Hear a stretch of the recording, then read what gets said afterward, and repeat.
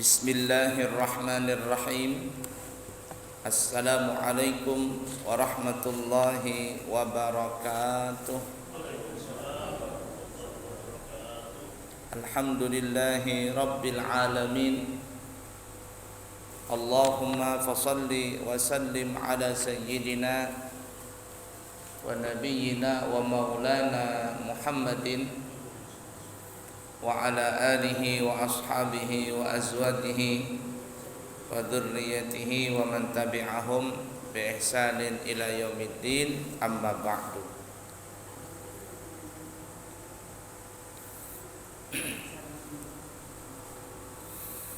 Mari kita lanjutkan kembali pelajaran kita. Kita masih membahas tentang syurutul qasar, syarat-syarat orang yang kepingin mengqasar salat. Pada pertemuan yang lalu kita membahas bahwa syarat-syarat mengqasar salat itu ada 11, tapi kita baru membahas 3 daripada 11 syarat itu. Kita ulangin sedikit ya. Yang 3 itu, syarat yang pertama, orang yang mengqasar salat atau syarat qasar salat itu adalah salat yang diqasar adalah salat yang mempunyai 4 rakaat, yaitu salat zuhur, salatul asar, dan salat isya. 3 salat itu yang boleh diqasar, sedangkan maghrib tidak bisa diqasar dan subuh tidak bisa diqasar.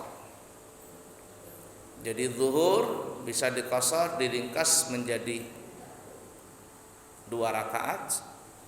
Asar dan isya juga begitu, bisa diqasar menjadi 2 rakaat. Diskon 50% ini. Ya. Yang kedua syaratnya kemarin, ketika seseorang itu mengqasar salat di dalam musafir, maka orang yang musafir itu mesti punya tujuan, tempat tujuan kemana. Kalau seandainya dia tidak punya tempat tujuan, seperti orang yang tersesat, di mana umpama, di mana saja, tidak punya tujuan, luntang-lantung ke sana kemari, maka orang yang seperti ini tidak boleh mengqasar. Nah, kemudian yang ketiga, yang panjang bahas, yang kita bahas pada pertemuan yang lalu adalah syaratnya orang yang musafir itu hendaklah dia bermusafir, musafir yang mubah atau yang sunnah atau yang wajib. Musafir yang wajib seperti musafir berangkat haji, musafir yang sunnah seperti silaturahim atau musafir yang mubah seperti dia berdagang, maka yang seperti ini diperbolehkan untuk musafir. Tapi kalau musafirnya itu sampai musafir yang haram, dia ingin bermusafir ke negara lain umpama, tapi niat dalam hatinya itu ingin melakukan maksiat,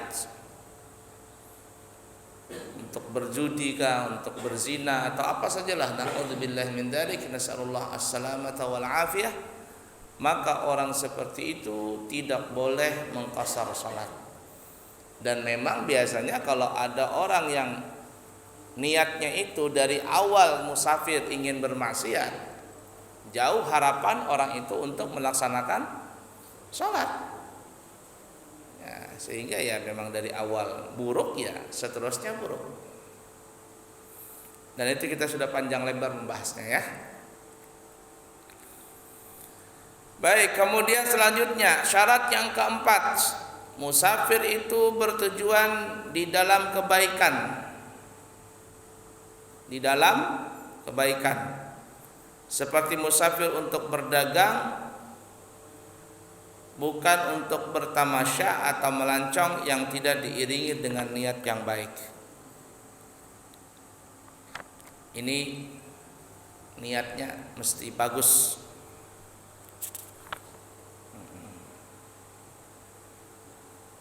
Kalau tadi musafirnya ya, syarat yang ketiga tadi musafirnya di dalam perjalanannya itu harus baik. Tapi kalau yang ini yang keempat, niatnya itu niat baik.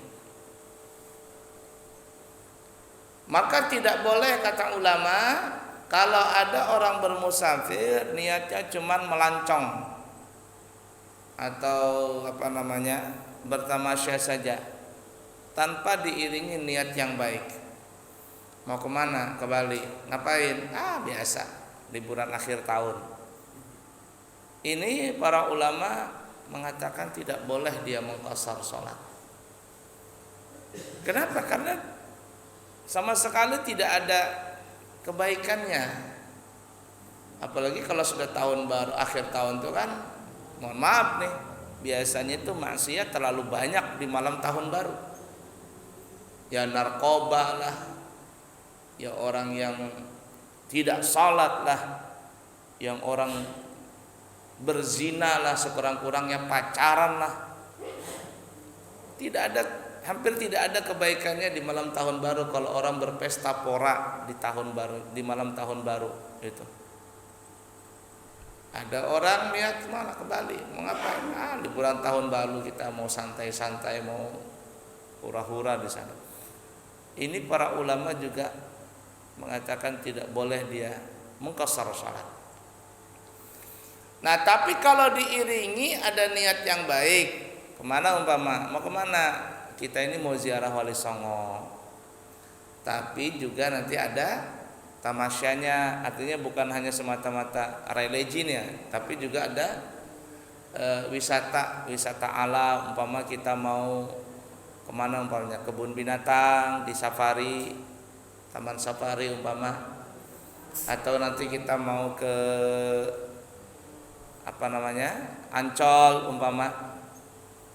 Biasanya ada seperti itu tuh. Kalau orang yang ziarah Wali Songo ada di ujung-ujungnya atau diselingi untuk bukan ziarah, yang untuk jalan-jalan kemana begitu, ngelihat wisata-wisata. Karena kalau semata-mata untuk religi juga biasanya ada orang yang kepingin juga ngelihat yang hiburan-hiburan begitu. Itu hampir rata-rata pasti ada seperti itu orang wisata. Nah, wisatanya wisata yang mubah, artinya wisata yang bukan maksiat. Ya, tapi kalau wisatanya kemana? Pantai Kuta, ngapain? Cuci mata kita. Itu bukan cuci mata, ngotori mata itu. Ngotori mata dan ngotori hati. Ya, baiklah ya. Nah, jadi kalau hanya semata-mata untuk jalan-jalan melancong bertamasya tanpa diiringi dengan niat yang baik, maka para ulama juga melarang alias tidak membolehkan mengqashar salat. Sehingga para ulama, lihat saja ya, para ulama itu kalau dia bertamasya atau kemana, memang ada tamasya, ulama bisa bertamasya, tapi mesti diiringi dengan niat. Kemana umpama dia mau ke Singapura, pasti di Singapura itu nanti ulama itu pasti akan mengadakan ziarah lah, karena di Singapura ada Habib Nuh, itu pasti tuh. Tidak semata-mata liburan tok begitu kata orang, tidak ada begitu. Ada yang diziarahi, ada yang dikunjungi silaturahim. Kalau tidak kepada orang yang meninggal atau orang yang hidup didatangi silaturahim.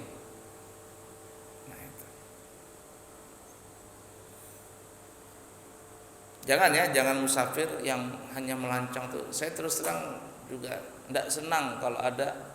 Saya pribadi itu kalau semata-mata musafir hanya melancong begitu saja, tidak. Biasanya saya pribadi itu selalu adalah untuk yang diziarahi. Ada ya untuk yang diziarahi. Saya pernah dulu jadi di LPM, ya saya tidak sebutkan daerah mana, di LPM saya di situ masuk di kerohanian. Jadi waktu itu LPM ini mengadakan studi banding ke daerah Jawa Timur dan Jawa Tengah. Ini kalau Jawa Timur di Malang, Surabaya, sama di Solo dan Jogja. Nah, saya lihat schedule-nya ini studi banding apa ini. Sampai di sana betul-betul ibarat kata studi banding itu hampir nggak ada. Ini kata saya jalan-jalan aja nih, ke pasar lah, kemana itu. Apa yang di studi banding ini, bandingin apa ini? Studi bandingan ya. Lalu supaya tidak kosong melompong begitu, saya ajak tuh sebagian teman-teman, ya kita ziarah ya ke Ampel, kata saya. Ajak teman-teman beberapa orang ziarah ke Ampel supaya tidak ada betul-betul tidak semata-mata jalan-jalan. Ini namanya aja studi banding, tapi intinya jalan-jalan itu. Kata saya kadang saya tegur itu, kata saya, ini Pak, mohon maaf ini namanya studi banding, tapi sebenarnya hakikatnya jalan-jalan ini. Jalan. Nah, biasanya itu saya selingi untuk ziarah. Saya panggil beberapa orang, kita ziarah ya, ziarah gitu. Nah, untuk apa? Supaya tidak semata-mata kosong melompong begitu. Yang parahnya, mohon maaf ya, yang parahnya la ilaha illallah. Ada yang nakal itu. Sebagian anggota ini, sebagian yang ikut ini ada yang nakal. Arti nakal itu kesempatan dia melakukan perbuatan maksiat di situ. Kesempatan untuk melakukan perbuatan maksiat. Nanti laporan sama saya, atau ada orang, guru tadi itu si anu tadi malam kesana kesini. Kata saya, ngapain ke tempat-tempat itu? Apa yang dicari, kata saya, tempat-tempat maksiat itu? Kacau sekali. Akhirnya setelah itu saya tidak lagi mau ikut yang istilahnya studi banding itu. Akhirnya bandingin macam-macam ini. Bandingin istri orang dengan istri sendiri, bandingin perempuan orang dengan keluarga sendiri, bandingin macam-macam. Aduh, kata saya, ini kacau sama sekali ini. Nah, enggak mau lagi saya ikut. Jadi mana? Enggak mau lagi, kata saya ikut. Saya tidak mampu itu. Tidak mampu menegur orang-orang yang seperti itu. Sampai saya punya teman ya, bukan saya nih ya, teman saya itu cerita, dia juga studi banding begitu. Jadi dia kan ustadz nih, yang lainnya ada yang macam-macam profesinya. Sampai akhirnya pas malam hari teman saya ini ngelihat di hotel begitu. Kacau sekali nih manusia-manusia yang ikut ini. Dinasehatin sama teman saya nih yang ustadz ini. Pak, jangan begitu Pak. Bapak tidak bayangkan kalau seandainya anak Bapak digitukan sama laki-laki yang bukan mahram, gimana Bapak? Itu kan perempuan bukan mahram Pak. Kalau Bapak punya anak perempuan atau istri Bapak digitukan, kira-kira bagaimana perasaan Bapak? Teman saya juga begitu. Akhirnya teman saya jerat juga, nggak mau lagi ikut-ikut seperti itu. Kacau semuanya.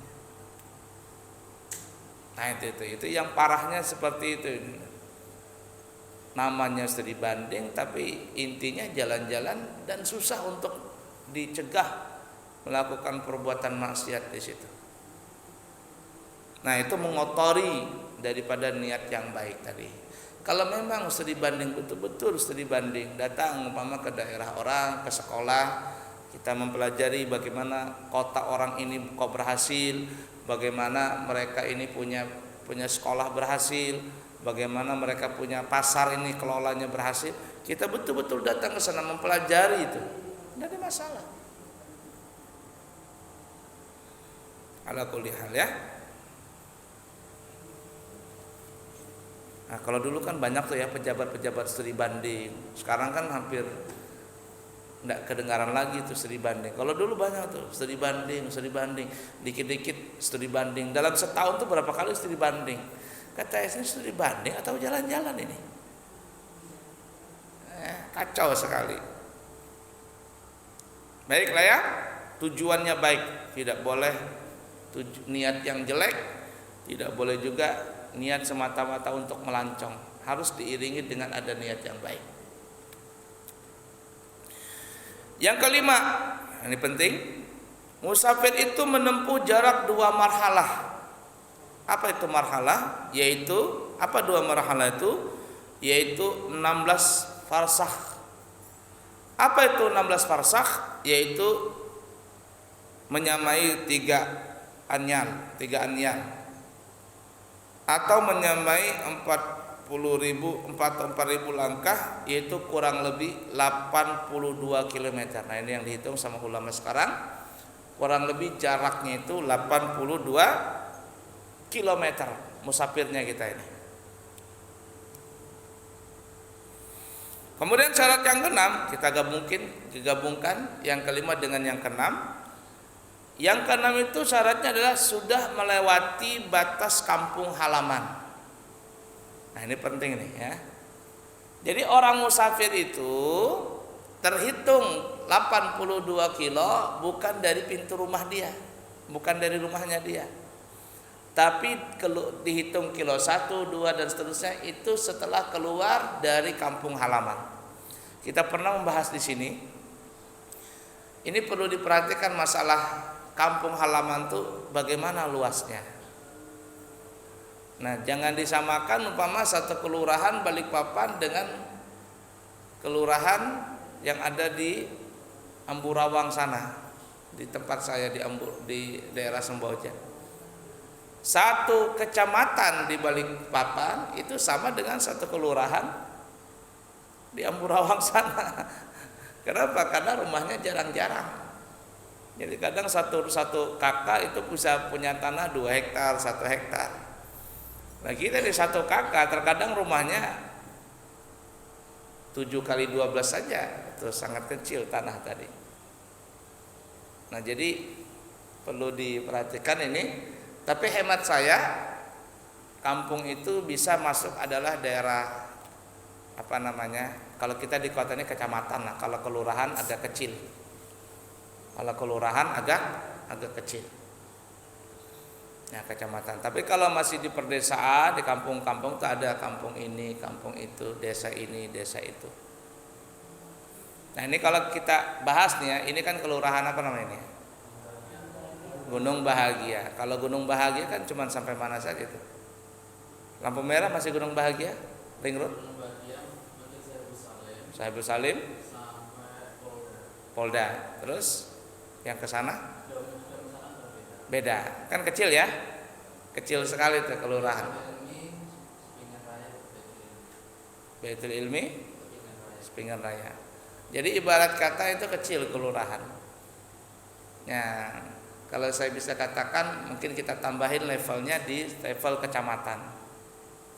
Nah, kalau level kecamatan agak luas ya, agak luas. Nah, jadi hemat saya, kalau kita sudah keluar dari kecamatan daerah kita, maka kita sudah diperbolehkan dalam madzhab kita nih ya, sudah dibolehkan kita untuk mengqashar salat. Walaupun rumah kita itu di ujung perbatasan.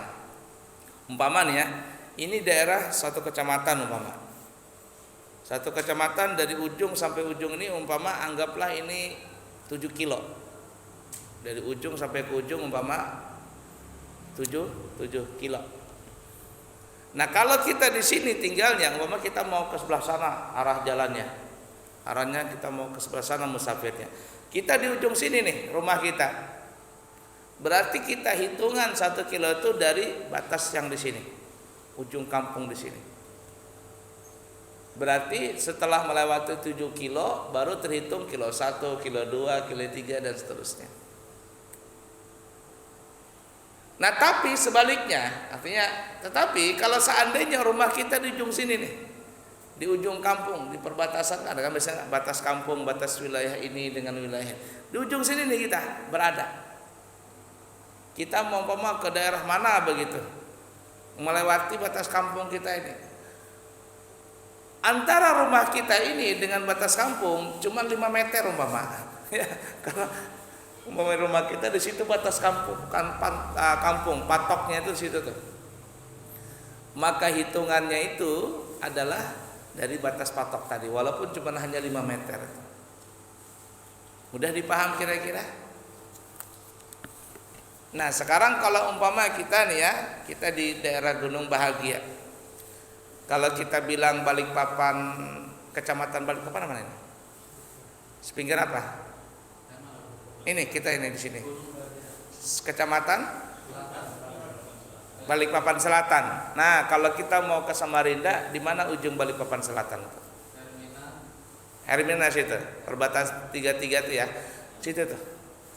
Artinya keluar kita dari Hermina sana, masuk umpama di daerah Grand City tuh. Kita niatnya mau ke Samarinda lewat jalan biasa, masuk Grand City, kita sudah masuk daerah Grand City, sampailah waktu salat zuhur. Sampai waktu salat zuhur, kita sudah boleh mengqashar menjamak di situ. Kenapa? Karena sudah keluar batas kampung. Dan niatnya kita ini ingin musafir lebih 82 kilo. Cuman para ulama mengatakan, walaupun dibolehkan ya, cuman ulama-ulama kita mengatakan sebaiknya kalau kita ingin mengqashar, maka kita mesti melewati 82 kilo. 82 kilo dulu baru kita mengqashar salat.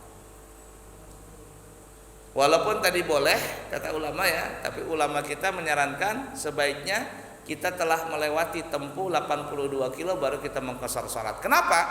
Karena di mazhab yang lain seperti mazhab Hanafi itu tidak boleh mengqashar salat kecuali sudah melewati 82 kilo. Nah, kalau mazhab Hanafi dia lebih banyak lagi, bukan 82 kilo, berarti berapa itu? Tambah lagi kurang lebih 112 atau 123 kilo. Ya. 82 bagi 2 berapa? 41 kali 3 sama dengan 132 kilo. Kalau mazhab Hanafi itu jarak tempuhnya 132 kilo. Kalau kita 82 kilo dalam mazhab Syafi'i. Nah, oleh karena itu kata ulama kalangan kita Syafi'iyah, walaupun boleh mengqashar salat sudah keluar batas kampung walaupun belum sampai 82 kilo, tetapi sebaiknya kita ingin mengqashar salat itu jikalau musafir kita itu sudah melewati 82 kilo. Kenapa? Supaya khuruj minal khilaf, supaya kita ini bisa keluar daripada beda pendapat. Keluar daripada beda pendapat. Mudah dipaham kira-kira ya.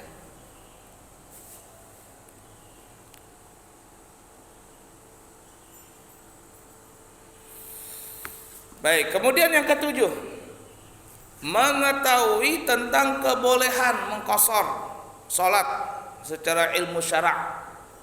Kalau seandainya dia melihat ada jamaah yang sedang melaksanakan salat qashar, lalu dia mengikutinya tanpa mengetahui hukumnya, maka dia tidak boleh mengqashar salat. Artinya kalau orang ingin mengqashar salat punya ilmu, jangan ikut-ikutan doang.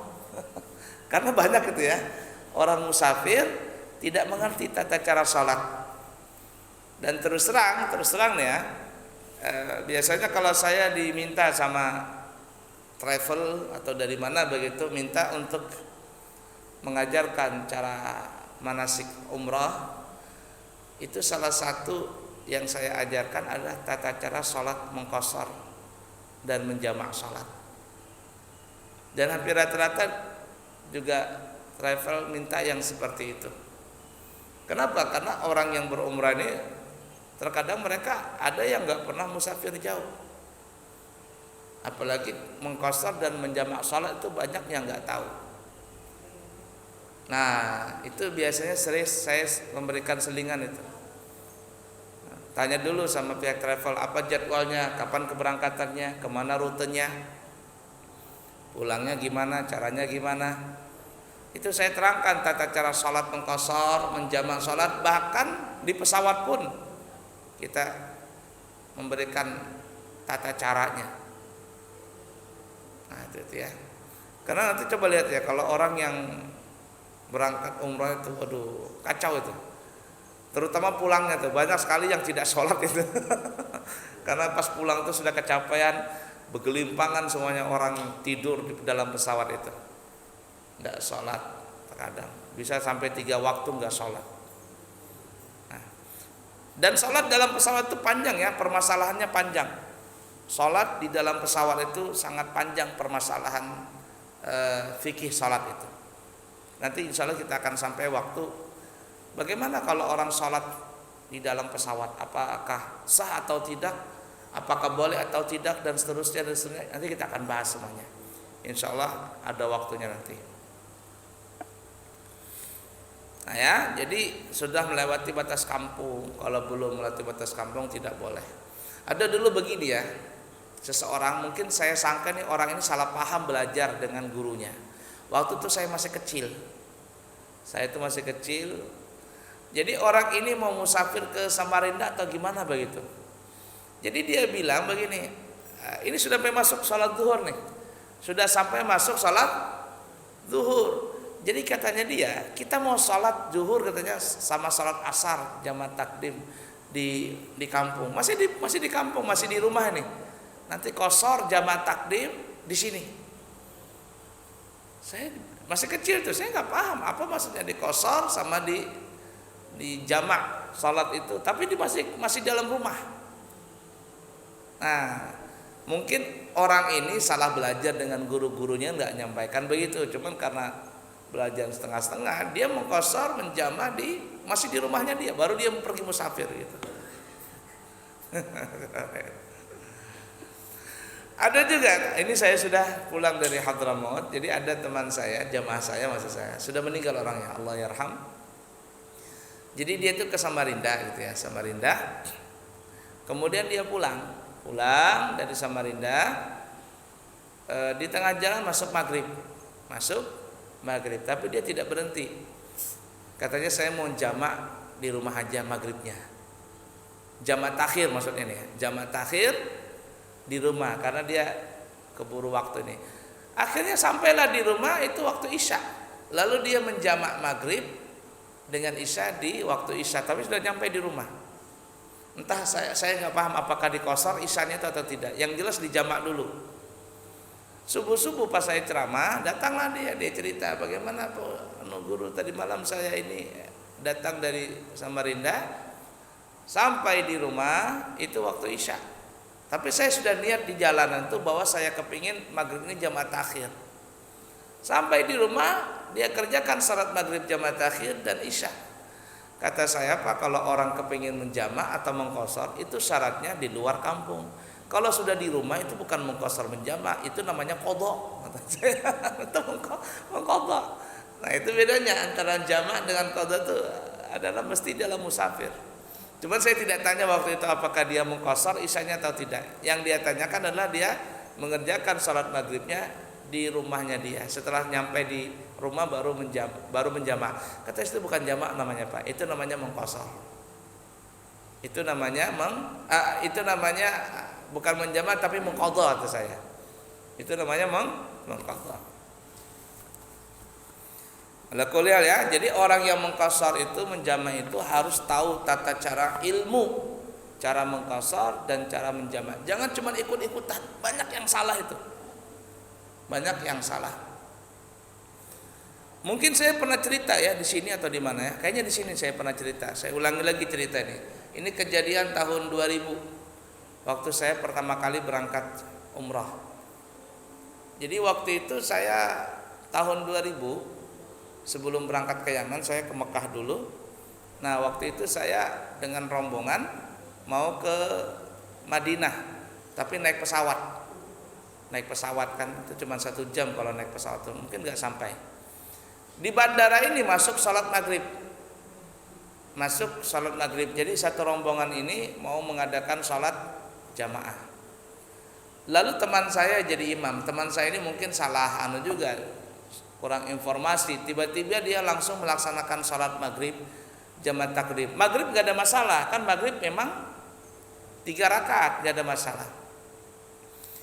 Nah, kemudian masuklah kita lanjutkan salat Isya. Nah, salat Isya ini dia tidak memberitahu untuk sempurna. Orang jamaah kan kepingin mengqashar, tapi dia kepingin sempurna. Nah, ini juga harus paham ya, kalau kita ingin salat musafir, kalau kita ingin sempurna 4 rakaat ya kita bilang 4 rakaat. Kalau kita ingin mengqashar kita bilang qashar 2 rakaat. Supaya jamaah ini paham kemana kita punya arah mimpin salat ini. Nah, teman saya ini dia melaksanakan salat Isya itu jadi imam 4 rakaat. Saya pikir 2 rakaat qashar, 4 rakaat. Karena dia 4 rakaat, kita tidak boleh mengikuti imamnya 4 rakaat kita qashar, itu nggak boleh. Nanti kita akan sampai nanti kena dia. Ya. Nah, jadi intinya imamnya sempurna, kita mesti wajib sempurna. Nah, saya tidak ada masalah. Selesai sholat 4 rakaat, assalamualaikum sah. Karena kita pernah terangkan ya pada pertemuan yang lalu, pada saat kita musafir itu ada 6 cara kita mau sholatnya, mau bagaimana, mau menjamak mengqashar ta'dib, menjamak qashar jamaah takhir, mengqashar saja, sempurna dan sebagainya, kita pernah terangkan di sini. Selesai sholat, assalamualaikum. Ada satu bapak-bapak langsung berdiri marah-marah. Kamu ini kenapa salatnya begini, bla bla bla bla, tidak sah itu. Teman saya ini dimarah-marahin. Saya mah cuma diam. Ini karena salah paham saja. Bapak ini mungkin dia pikir orang musafir itu wajib untuk mengqashar. Wajib untuk mengqashar, padahal kan tidak wajib mengqashar. Boleh 4 rakaat dan seterusnya yang pernah kita terangkan di sini. Teman saya ini salahnya juga kurang konfirmasi. Kalau dia mau sempurna kan ya, kan jamaah capek nih, maunya kan qashar, tapi jamaahnya diajak 4 rakaat. Dan jamaah ini kurang ilmu juga. Dia pikir kalau tidak mengqashar itu tidak sah.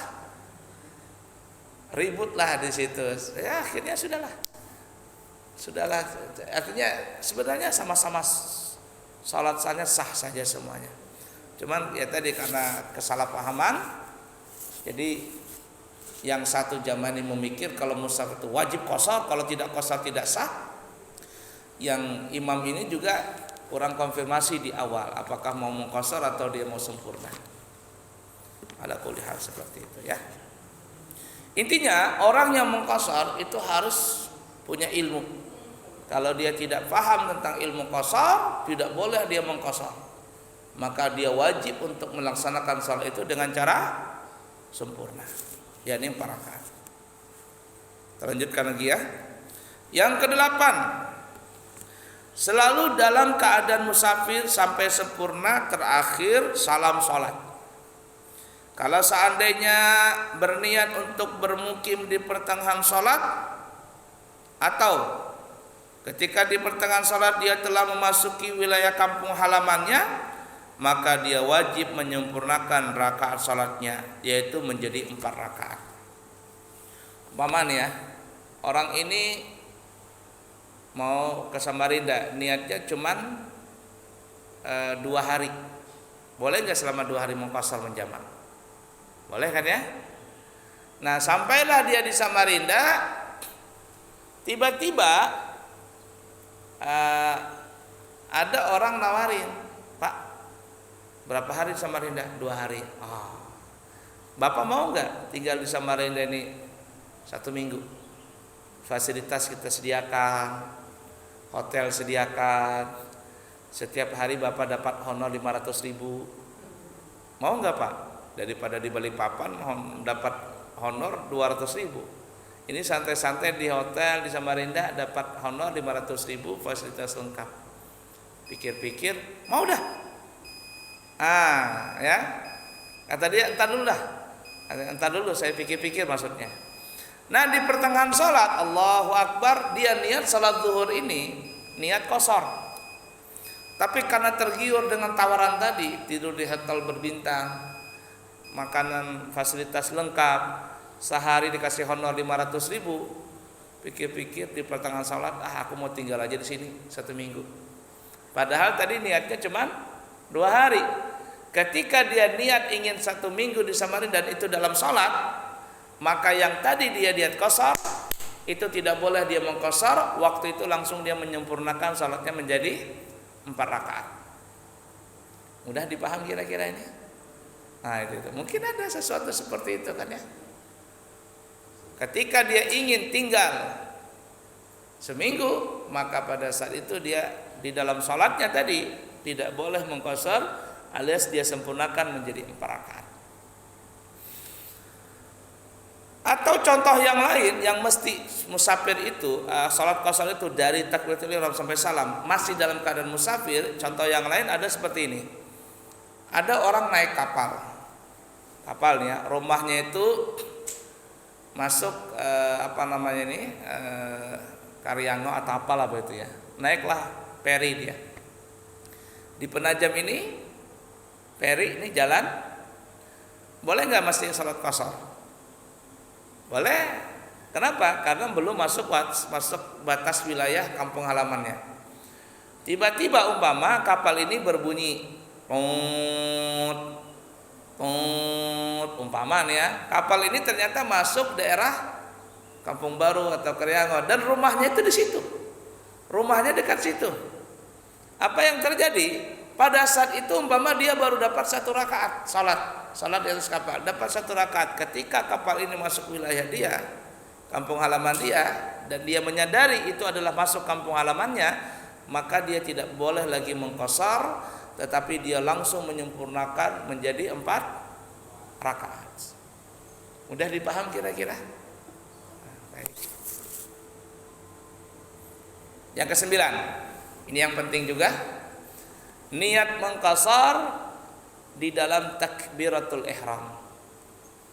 Jadi contohnya begini ya, ucapannya kan Allahu Akbar, tapi ketika kita membaca Allahu Akbar, mulut kita Allahu Akbar, dalam hati kita niat salat. Umpamanya Allahu Akbar, ucapan kita Allahu Akbar, dalam hati saya artikan aku salat fardu zuhur qasar.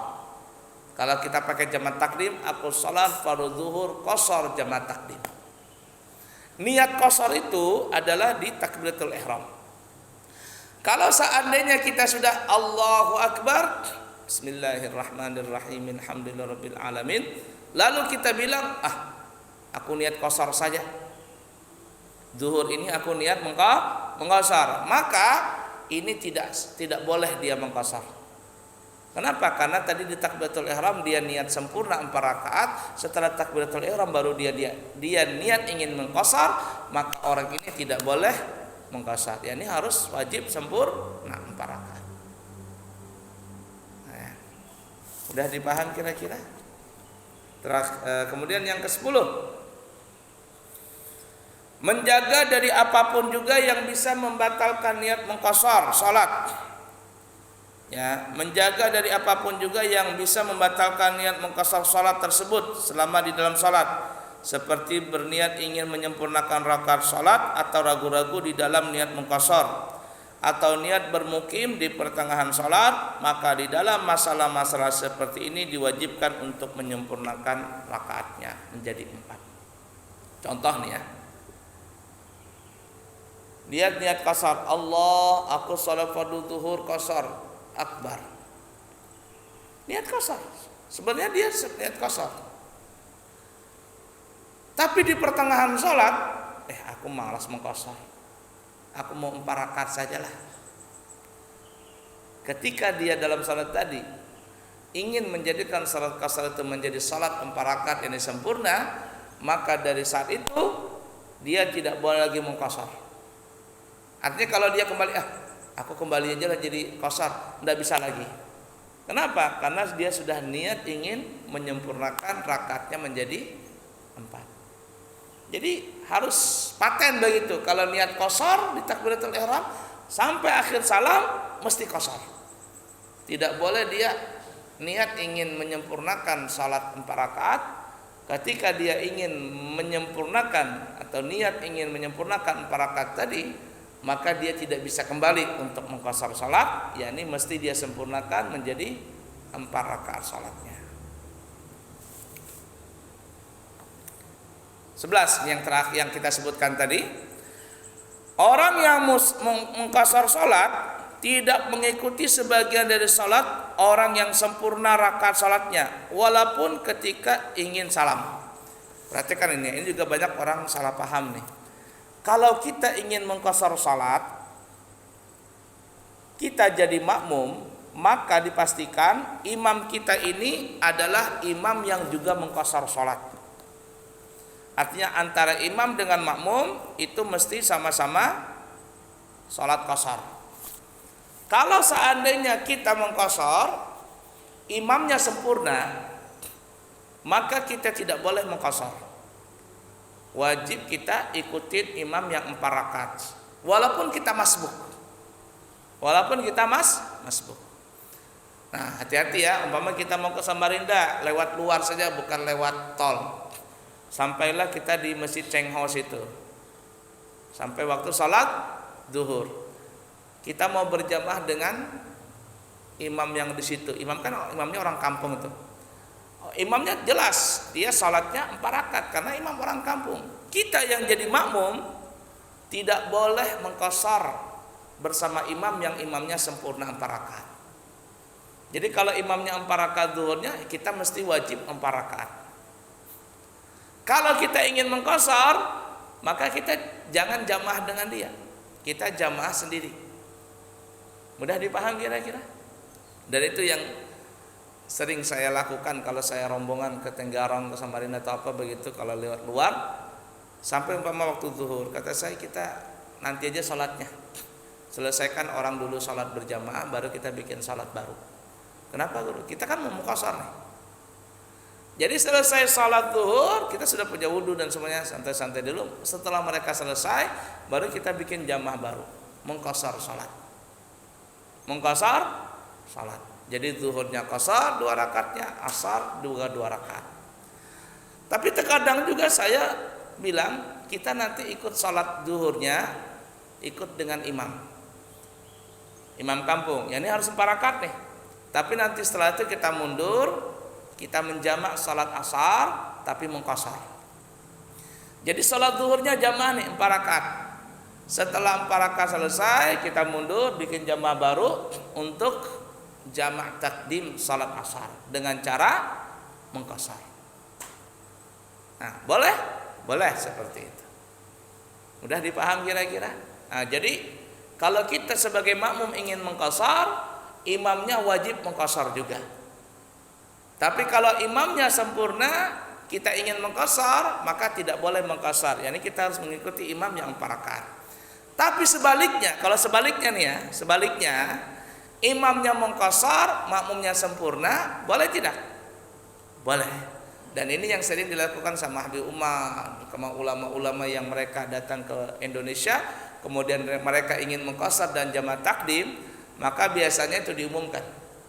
Kalau Habib Umar biasanya beliau umumkan, kata beliau, siapa yang kepingin mengqashar, salah qashar dengan kami, tapi yang ingin sempurna nanti bangkitlah setelah kami salam. Jadi setelah Habib Umar dan rombongan beliau umpama salat zuhur mengqashar 2 rakaat, setelah beliau salam, assalamualaikum, yang bukan mengqashar, yang orang kampung ini, mereka berdiri. Jadi status mereka itu kayak seperti salat masbuk. Jadi salat berdiri, setelah salam jamaah yang lain berdiri untuk menyempurnakan 4 rakaat. Sedangkan Habib Umar menyambung salat asar qashar jamaah takdim. Nanti salamnya Habib Umar salam, yang ini salam juga. Ya, udah dipaham kira-kira. Tapi yang menyempurnakan salatnya 4 rakaat tadi tidak ada niat berjamaah dengan salat asar qashar ini, tidak. Jadi sendiri masing-masing. Intinya gini ya, kalau kita sebagai makmum ingin mengqashar, maka pastikan imam kita ini juga mengqashar. Kalau seandainya imamnya sempurna, walaupun dia musafir, tapi niatnya 4 rakaat seperti yang saya ceritakan waktu berumrah tadi tahun 2000 itu, imamnya sempurna, pada niat saya kepingin mengqashar, tiba-tiba imamnya sempurna, maka saya tidak boleh mengqashar, yakni harus wajib mengikuti imam yang 4 rakaat. Tapi kalau sebaliknya, imamnya qashar 2 rakaat, makmumnya sempurna 4 rakaat, boleh. Tapi ketika imam yang qashar ini sudah salam, rakaat kedua salam, assalamualaikum, maka makmum yang kepingin 4 rakaat ini berdiri untuk menambah 2 rakaat lagi. Jadi statusnya itu seperti kayak seperti orang yang masbuk, seperti itu. Tapi bukan masbuk namanya. Udah dipaham kira-kira? Baik, ada pertanyaan? Ya. Waalaikumsalam warahmatullahi wabarakatuh.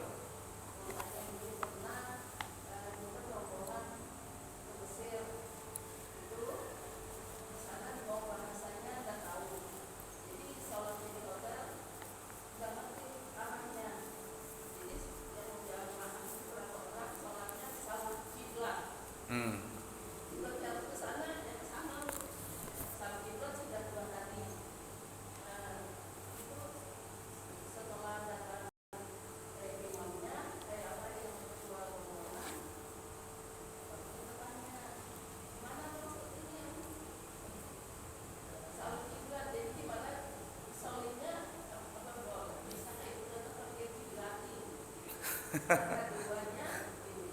Baik. Oh, ya.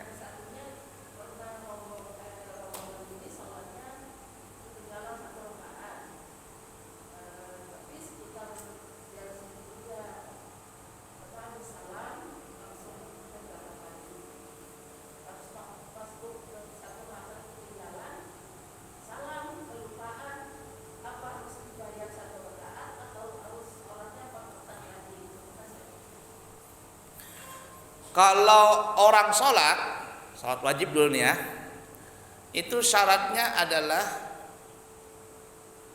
salah satunya wajib menghadap kiblat.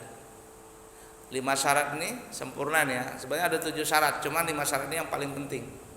Kalau orang sholat fardu nih, pertama menghadap kiblat, yang kedua menutup aurat, yang ketiga bersih badan pakaian tempat dari najis, yang keempat adalah suci dari hadas kecil dan hadas besar, dan yang kelima masuk waktu. Kalau belum masuk waktu tidak boleh sholat. Salah satu 5 syarat tadi itu adalah menghadap kiblat. Jadi kalau ada orang sholat fardu tidak menghadap kiblat, setelah selesai sholat, aku salah kiblat, kiblatnya ke sana, dia menghadap ke sana. Apa yang terjadi? Maka salatnya tidak sah, alias wajib ngulang. Itu ya. Kemudian orang yang pertanyaan kedua, orang yang salat umpama 4 rakaat, kemudian 3 rakaat salam, baru dapat 3 rakaat salam. Kalau seandainya dia menyadari itu seyakin-yakinnya, lalu dia salam 3 rakaat dan mengetahui itu dia salam, maka salatnya batal. Tapi kalau seandainya dia nggak sengaja, dia 4 rakaat umpama, dapat 3 rakaat salam, assalamualaikum warahmatullahi, assalamualaikum warahmatullahi. Setelah salam baru dia sadar, atau dia kasih tahu, kamu baru salat 3 rakaat, kamu 4 rakaat.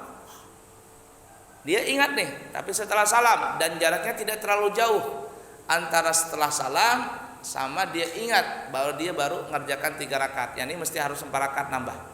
Jaraknya tidak terlalu jauh antara salam dengan ingatnya itu. Maka dia boleh untuk menambah 1 rakaat, kemudian sempurnakan, dan setelah tasyahud akhir sebelum salam dianjurkan bagi dia untuk sujud sahwi. Tapi kalau seandainya 3 rakaat salam, assalamualaikum, assalamualaikum, subhanallah, subhanallah, subhanallah, alhamdulillah, alhamdulillah. Apa kabar? Sudah makan kah belum? Nanti malam nonton sepak bola kah? Sudah lama nih. Apalagi sampai bekantut, batal dulu. Hanya ingat, aku tadi 3 rakaat. Bagaimana ini? Maka sholatnya wajib diulang dari awal. Kenapa? Karena jaraknya sudah terlalu lama. Berapa standarnya lama itu? Ya kurang lebih cuma 2 rakaat salat, yaitu kurang lebih mungkin 3 menitan saja. Lewat daripada itu sudah dianggap namanya sudah terlalu lama. Kalau expire sudah expire, tidak bisa lagi diulang. Tidak bisa lagi dilanjutkan, mesti wajib diulang. Baik, ada lagi?